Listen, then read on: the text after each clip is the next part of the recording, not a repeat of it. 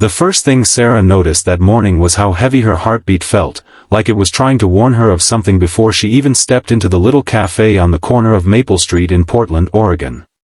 She wasn't late, but she felt late, late in life, late in love, late in courage. And as she pushed open the glass door, carrying a swirl of nerves, she had no idea her entire life was about to shift on a tiny, fragile misunderstanding.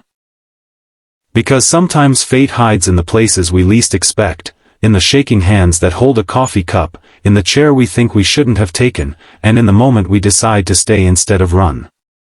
If you believe in kindness, second chances, and the quiet ways fate can change everything, please like, comment, share, and subscribe. It helps more people find these heartfelt stories. Sarah had chosen the wrong seat. She only realized it when she saw the man at the next table raise his eyebrows slightly, not in annoyance but in surprise, as if she had interrupted something he hadn't yet decided whether he wanted to avoid or welcome. She stood there awkwardly, holding her coffee, half sitting and half standing, unsure what to do. Her mind scrambled back to the message she had received the night before. Her brother reminding her that maybe it was time she tried talking to new people, tried letting herself breathe again after years of emotional retreat. She had promised she would at least try. This cafe was her attempt. But as soon as she sat, she realized the chair she chose belonged to the same table as the man's. Heat rushed to her face.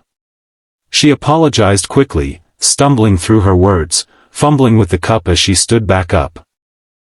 It was clumsy and embarrassing, the kind of moment most people forget in seconds, but Sarah wasn't most people. She had lived through too many moments where mistakes spiraled into hurt. She had learned to fear the small things. Before she could move away, the man looked up at her with a calmness that felt almost intentional. He smiled, not politely, not out of courtesy, but as if he already knew something she didn't. He gestured gently toward the seat and said softly, "It was meant to be." His name was Cole, a graphic designer who had lived in Portland for nearly a decade, the kind of person who understood silence and didn't rush to fill it. Sarah felt something loosen inside her, like a knot beginning to unthread. She sat down again, this time with a small, unsure smile. Maybe she could stay for a few minutes, just until the trembling in her chest faded. Maybe longer. The cafe smelled like warm pastries and rain-soaked sidewalks. Outside, the world moved with its usual indifference, but inside the little corner beneath the soft overhead lights, Sarah felt strangely safe. She hadn't felt that way in a long time, not since her last relationship had left her doubting whether she was worth staying for. She had built walls so high she could barely see over them anymore.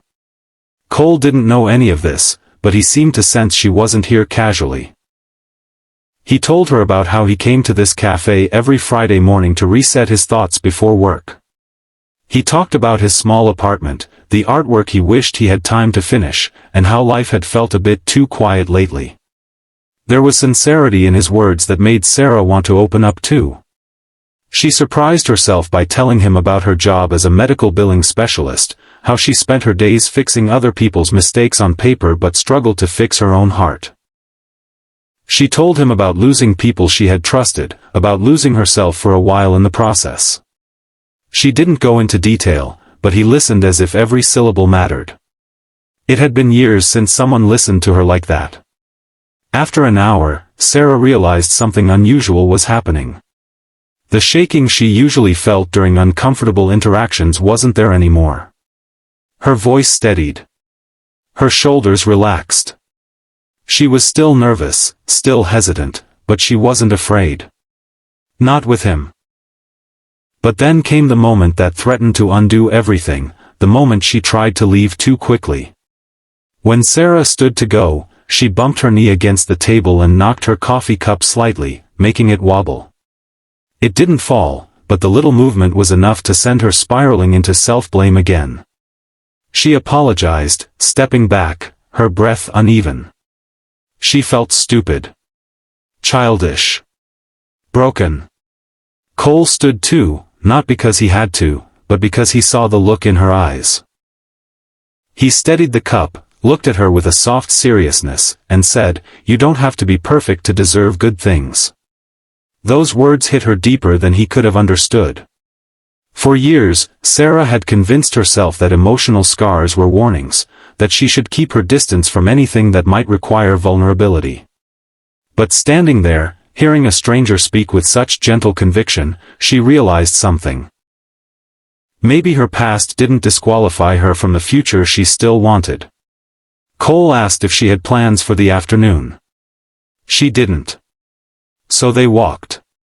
Through the drizzle-soft streets, past the old bookstore and the quiet riverfront. They talked about hopes, disappointments, faith, and what it meant to start again. Hours passed, yet it felt like moments. Something inside Sarah changed that day. Not suddenly, not magically, but deeply. She began to believe that maybe she wasn't hard to love. Maybe she had just been loved by the wrong people.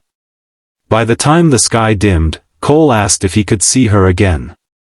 She didn't hesitate. For the first time in a long time, she didn't run from something good. She nodded, realizing she wanted to see where this unexpected path might lead. Sarah went home that evening with a heartbeat that finally felt light. She didn't know what the future held, but she knew this: one small mistake, sitting in the wrong chair, had led her to someone who made her feel seen, steady, and enough. And sometimes, that's all fate needs, a single, ordinary moment to begin something extraordinary. If this story touched your heart even a little, please like, comment, share, and subscribe. It truly supports the channel and helps me bring you more heartfelt stories. Before the ending, tell me in the comments, do you believe that small accidents can lead to the biggest blessings? When Sarah lay in bed that night, replaying the day in quiet disbelief, she whispered a little prayer of gratitude. For courage. For healing. For unexpected kindness. And for the simple truth that sometimes, the wrong seat leads you exactly where you're meant to be.